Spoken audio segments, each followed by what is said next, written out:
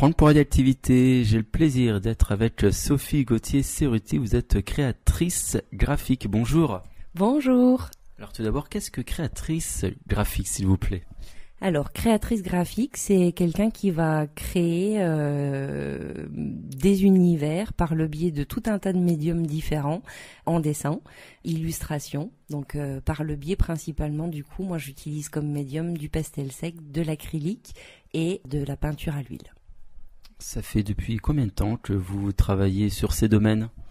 Alors depuis toute petite, en fait, j'ai toujours dessiné, mais depuis seulement 1 an maintenant, j'ouvre les portes de l'atelier. Avant, on va dire que c'était confidentiel.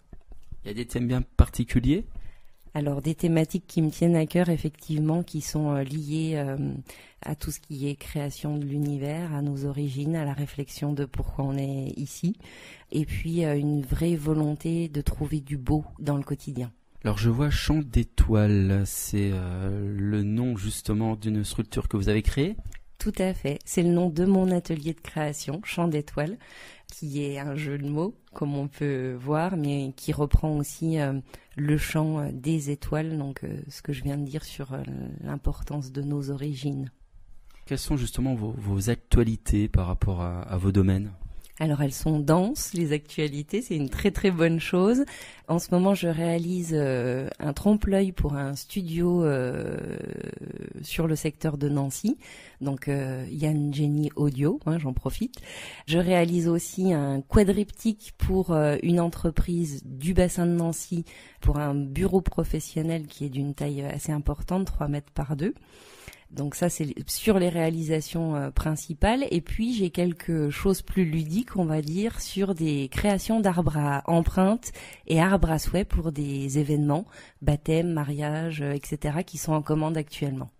Vous travaillez, on va dire, pour les professionnels, mais aussi pour les particuliers.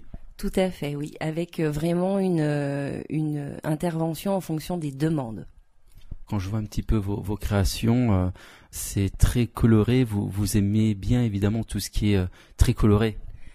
Donner de la vie, en fait. L'idée de l'atelier, c'est vraiment ça. C'est apporter une note positive.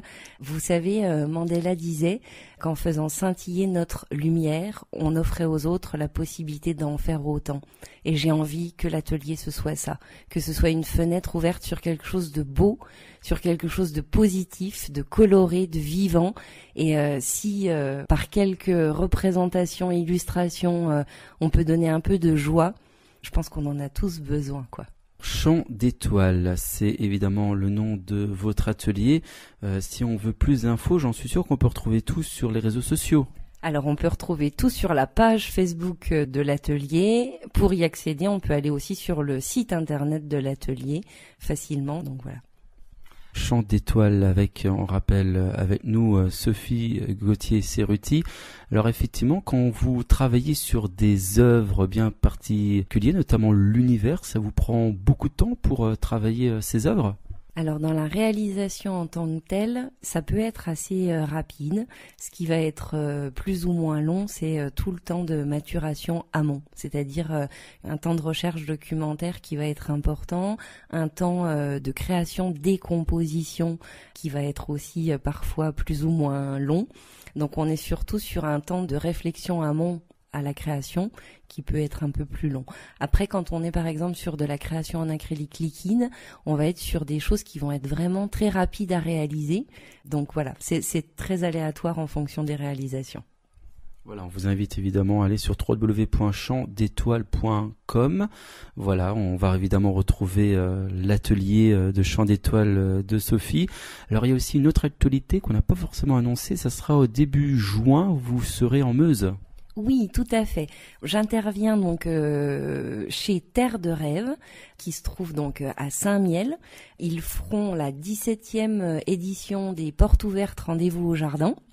Donc qui permet de découvrir les jardins partout en France en fait. C'est extraordinaire, c'est le ministère de la Culture qui a amorcé cette manifestation-là. Et en fait, dans les jardins, donc c'est l'occasion de réunir des artistes dans tout domaine. Donc on peut rencontrer ce jour-là, donc c'est 2 jours parce que c'est sur un week-end, samedi, dimanche, donc le 8 et le 9 juin.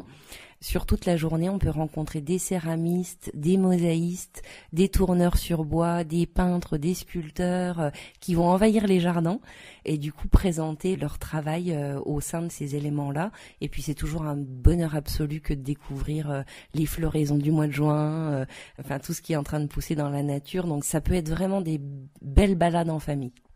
Donc notez bien, les 8 et 9 juin prochains, à Saint-Mihiel, effectivement, pour retrouver Sophie, puis évidemment d'autres artistes, voilà, puisqu'en plus ce sont des rendez-vous entièrement gratuits, hein.